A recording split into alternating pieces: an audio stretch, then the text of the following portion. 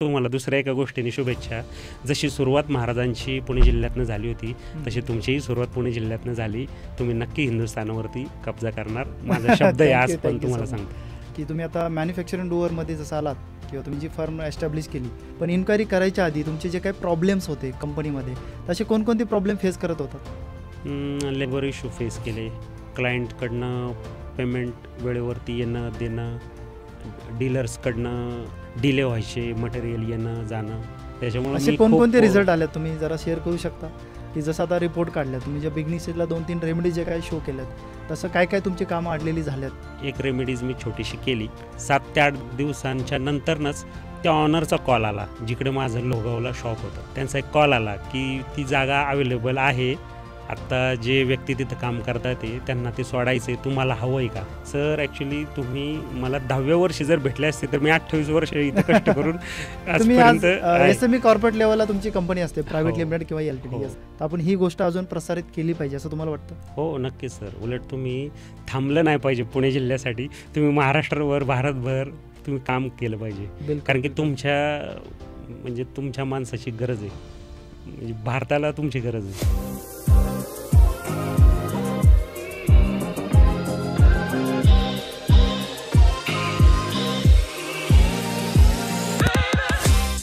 तुम्ही कधी विचार केला आहे की आपण वापरत असलेल्या रोजच्या वस्तू मॅन्युफॅक्चरिंग इंडस्ट्रीमध्ये काम करणाऱ्या लोकांच्या मेहनतीने आणि कष्टाने बनतात, त्या इंडस्ट्रीची सुरुवात कशी होते आणि त्यामागे असलेले चॅलेंजेस, डिसिजन आणि हार्डवर्क कसे असते? आज आपण या सगळ्या गोष्टींचा शोध घेणार आहोत. नमस्कार मित्रांनो, तुमचं स्वागत आहे सेटअप मास्टरी चॅनलवर. मी संजय चौधरी, बिझनेस केस स्टडी एक्सपर्ट, आणि आजचा पॉडकास्ट माझ्यासाठी खूप खास आहे, कारण या खास प्रसंगी माझ्यासोबत आहेत एक अशी व्यक्ती ज्यांचं मॅन्युफॅक्चरिंग इंडस्ट्रीमध्ये नाव आहे. आज आपण त्यांच्या प्रोफेशनल जर्नी, त्यांच्या विचारसरणी आणि त्यांच्या पर्सनल लाईफमधल्या काही इंटरेस्टिंग गोष्टी एक्सप्लोअर करणार आहोत. हा अनुभव तुमच्यासाठी खूप इन्स्पायरिंग ठरेल. चला तर मग या अनोख्या जर्नीला सुरुवात करूया. नमस्कार सर, हॅपी थॉट्स. आज आपल्या स्टुडिओमध्ये पॉडकास्टसाठी तुमचं खूप खूप स्वागत. सगळ्यात महत्त्वाचं, आज तुम्ही मौल्यवान समय तुमचा जो काही दिला आहे, आज जो काही वेळ काढून आलात, त्याबद्दल खूप खूप धन्यवाद. माझ्यासाठी एक खूप इन्स्पायरिंग आणि खूप इम्पॉर्टंट गोष्ट आज तुम्हाला विचारायची. सुरुवातीच्या काळामध्ये तुमच्या लहानपण तुमचं कसं गेलं, किंवा तुम्हाला लहानपणापासून जे काय इन्स्पायरिंग जे काय भेटलं पर्सनल लाईफमध्ये, तर ते जाणून घ्यायला आम्हाला खूप आनंद भेटेल सर. येस. प्रतिपश्य चंद्रलेखी ववर्तिष्णुर्विष्णुवंदिता शाहस्नो शवशेषा मुद्रा भद्राय राजते. ॲक्च्युली सर, माझं लहानपण वाघोली गाव, पुणे जिल्ह्यामध्ये वाघोली म्हणून गाव आहे, पुणे नगर हायवेवरती येतं ते. माझं लहानपण तिथेच गेलं. माझं जन्म वगैरे सर्व लहानपणापासून मी तिथेच राहतो. आजही तिकडेच आहे गावी राहायला, वाघोली म्हणून गावामध्ये मी राहतो. तर तुम्हाला लहानपण कसं गेलं थोडंसं इन्स्पायरिंग सांगाल? की असं काय जर्नीमध्ये काय स्वप्न ठेवले होते, काय असं इन्स्पायरिंग ठेवलं होतं की आज तुम्ही आज एवढ्या मोठ्या लेवलला as a CEO, as a director, as a तुम्ही मॅन्युफॅक्चरिंग इंडस्ट्रीमध्ये जे काय आज उतुंग भरारी जी मारलेली आहे, तर ती कशा पद्धतीनं मारली? असं काय लहानपणी इन्स्पायरिंग काय भेटलं होतं का? तसं 10-12 वर्षांपर्यंत मी बऱ्यापैकी व्यवसायात आलो होतो. म्हणजे माझ्यासाठी इन्स्पिरेशन शिवाजी महाराजांचंच आहे.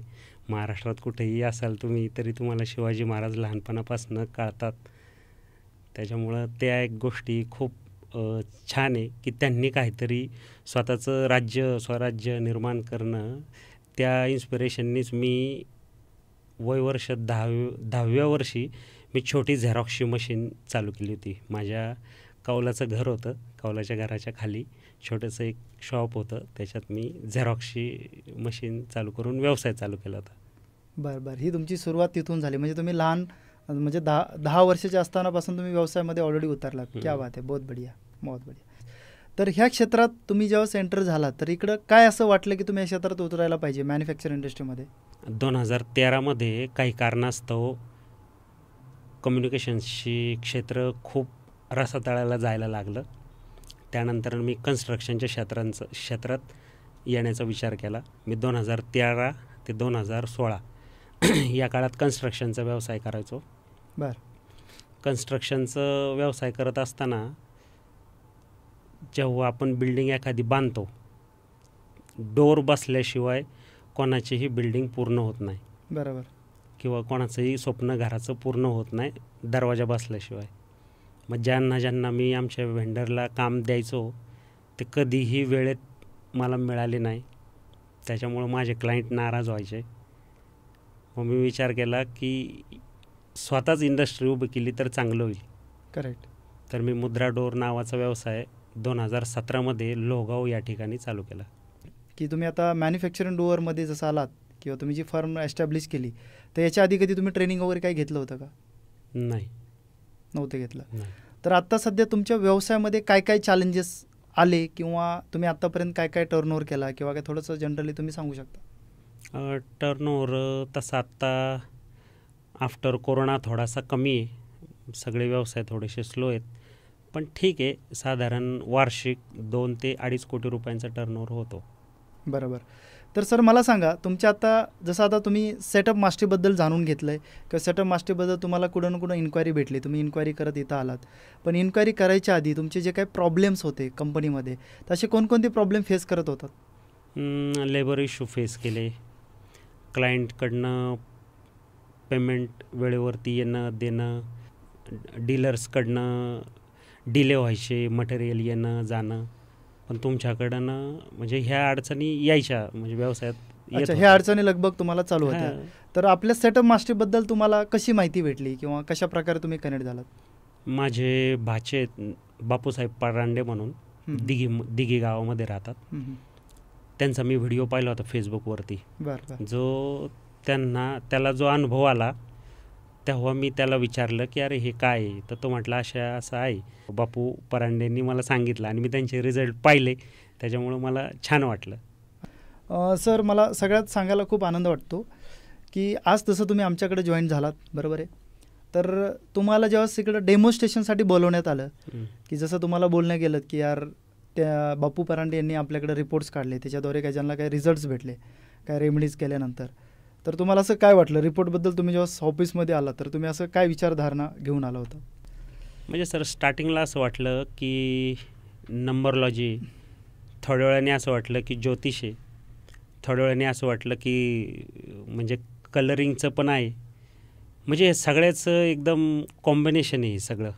म्हणजे कुठल्याही वेवने आपण विचारच नाही करू शकत की हे कशा पद्धतीचं आहे. म्हणजे ज्योतिषी पण नाही आहे, नंबरलॉजी पण नाही आहे, हे सगळ्याचा एकदम म्हणजे सार आहे, सर्व काही गोष्टींचा सार आहे याच्यात. ओके, हे तुम्हाला वाटलं. वाटलं.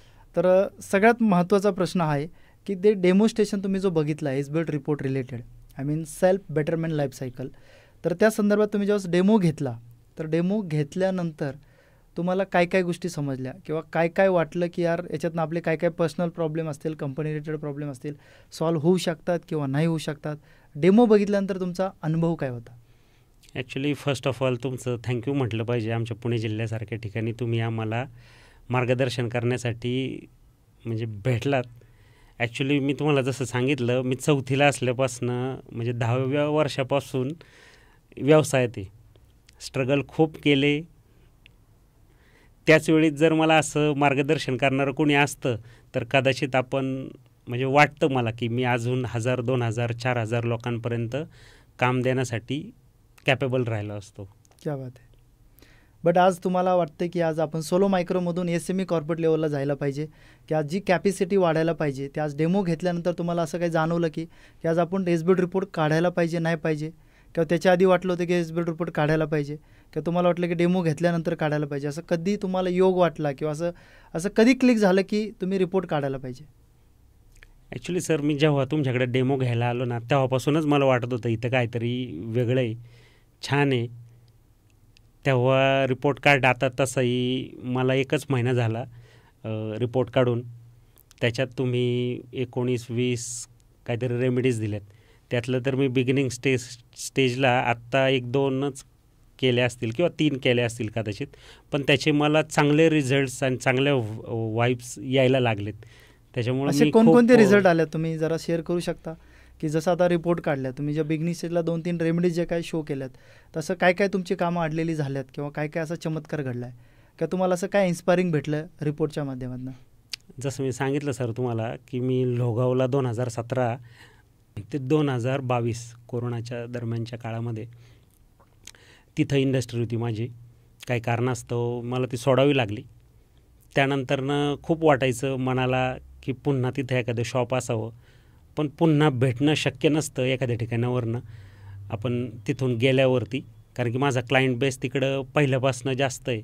बरं. आणि तिथं मला ते छोटीशी रेमेडीज केल्यानंतरनं तुमच्याकडे आलो. मला 7 ते 10 दिवसांमध्येच एक रेमेडीज मी छोटीशी केली. 7 ते 8 दिवसांच्या नंतरनंच त्या ऑनरचा कॉल आला, जिकडे माझं लोगावला शॉप होतं किंवा इंडस्ट्री वगैरे ते सर्व मॅन्युफॅक्चरिंग प्लांट वगैरे होते.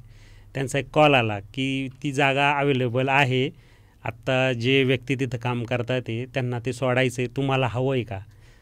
तर मला खूप छान वाटलं. प्रॉपर्टी तुमची स्वतःचीच होती? हो, जी ऑलरेडी तुमची होती, जिथं मी स्वतः दिवस रात्र काम करून नाही का लक फॅक्टर म्हणता येईल, ती प्रॉपर्टी तुम्हाला परत मिळाली. क्या बात आहे सर. सगळ्यात महत्त्वाचा मला सांगायला खूप आनंद वाटतो, ज्या काही छोट्या छोट्या मोठ्या ज्या काही रेमेडीज तुम्हाला दिल्या गेल्यात किंवा जे काही तुम्हाला इन्स्पायरिंग वाटलं की याच्याही पलीकडे काही आहे का, असं तुम्हाला जाणवलं का?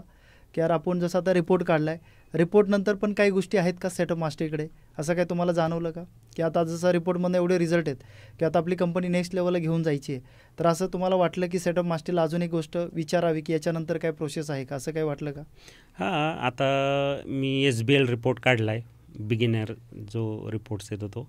त्याच्यातनं मला खूप काही शिकायला भेटलं इंडस्ट्रीबद्दल, माझ्या कौटुंबिक, आर्थिक सगळ्याच गोष्टींमध्ये मला खूप शिकायला भेटलं. आता उलट मी उत्साहित आहे की नेक्स्ट लेवल काय असेल, त्यासाठी मला ही बिगिनिंग स्टेज एकदा पूर्ण केली की मग नेक्स्ट लेवलला मी आहे. सर, अजून एक प्रश्न असा आहे की आज आपल्या सेटअप मास्टर कंपनीकडनं, आपल्या स्टाफकडनं म्हणा किंवा बॅकएंड टीमकडनं म्हणा, तुम्हाला यांच्याकडनं सर्व्हिस कशी वाटली? तुमची टीम एवढी भारी आहे सर, म्हणजे आशुतोष सर म्हणा, नेहा मॅडम म्हणा, प्रियंका मॅडम म्हणा, हे 2-3 लोक. आत्ता तुमची टीम मोठी आहे, मला सर्वांचे नाव माहिती नाही आहे, पण जिथं जिथं आलो ना त्यांची एनर्जी एवढी भारी आहे ना, ते थकतच नाही. म्हणजे सकाळी आलं तरी तोच एक्सप्रेशन असतात त्यांचे, संध्याकाळी 9ला जरी तुम्ही कॉल केले किंवा स्वतः येऊन व्हिजिट केली तरी त्यांच्याकडं थकवा नाही. आणि एंटरटेन वगैरे किंवा सर्व्हिसेस किंवा आपले क्वेश्चन्स आन्सर्स ते खूप पेशन्सफुली देतात. म्हणजे हे खूप आवडतं सर मला. म्हणजे ही जी तुमची टीम युनिट आहे ना, ते खूप पॉझिटिव्ह आहे. माणसाला टीम ॲक्च्युली सर तुम्हीच पॉझिटिव्ह आहे, त्यामुळे त्याचं रिफ्लेक्शन टीमवरती आहे. ह्याही गोष्टी आहेत, पण ती पण तुमची टीम मला खूप आवडली. स्टार्टिंगला जेव्हा आलो इकडे डेमोसाठी, डेमो झाल्यानंतरनं काही काळ लागला मला SBL रिपोर्ट काढण्यासाठी. कदाचित तो 18, 20, 25 दिवसांचा काळ होता. पण त्याच्यातनं मला एकही फॉलोअपसाठी कधी म्हणजे कॉलिंग नाही झालं किंवा फॉलोअप घ्या सर आमच्याकडे या या या असं कोणीही म्हटलं नाही. उलट जेव्हा रिपोर्ट काढला त्याच्यानंतरनं तुमची कमेंट मला अशी होती की काळजी करू नका सर, आम्ही बोलवत कोणाला नाही, पण आमच्याकडं आलं तर आम्ही पूर्ण चांगलं केल्याशिवाय सोडत नाही.